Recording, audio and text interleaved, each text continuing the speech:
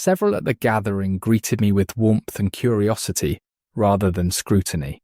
There were easy questions about the journey, the weather, how I had found Dubai so far, nothing too probing. Children moved freely between adults, occasionally stopping to listen to the music before being drawn back into conversation or laughter. We were seated as dishes began to arrive. The food was generous and varied, passed hand to hand, accompanied by quiet encouragement to help myself. The music continued in the background, sometimes receding almost to silence, sometimes rising just enough to draw attention. After a while, the rhythm softened further and then fell away entirely. A single bell chimed, clear, unforced. Conversation ebbed. The benefactor rose. There was no microphone, no amplification. He waited until the room settled, then spoke.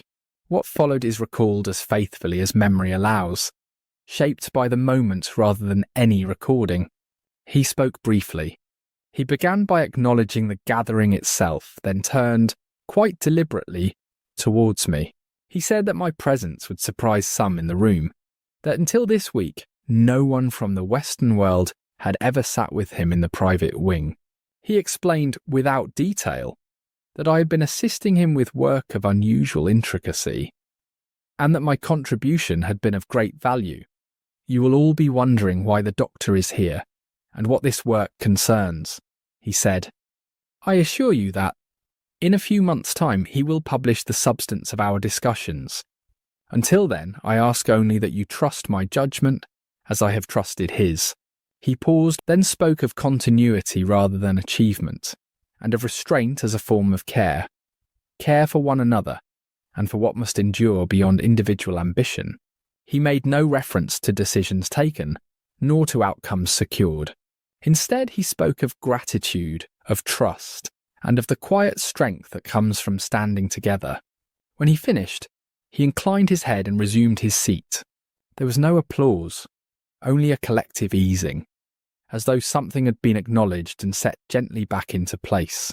He inclined his head and, before sitting, made a small open gesture in my direction, an unmistakable invitation. I rose, aware of the attention but not unsettled by it. I am deeply honoured to be here, I said.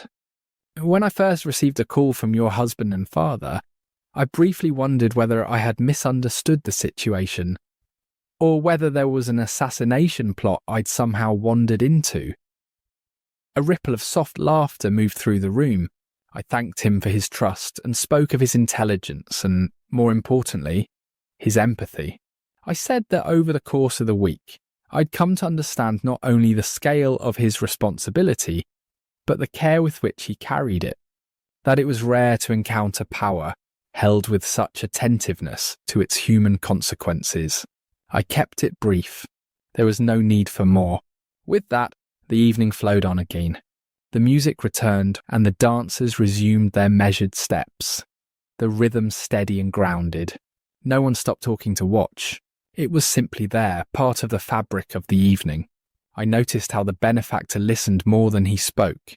When he did speak, it was lightly, often to prompt someone else. There was an ease to him I had not seen before, as though the weight he carried elsewhere was set down, at least for the duration of the night.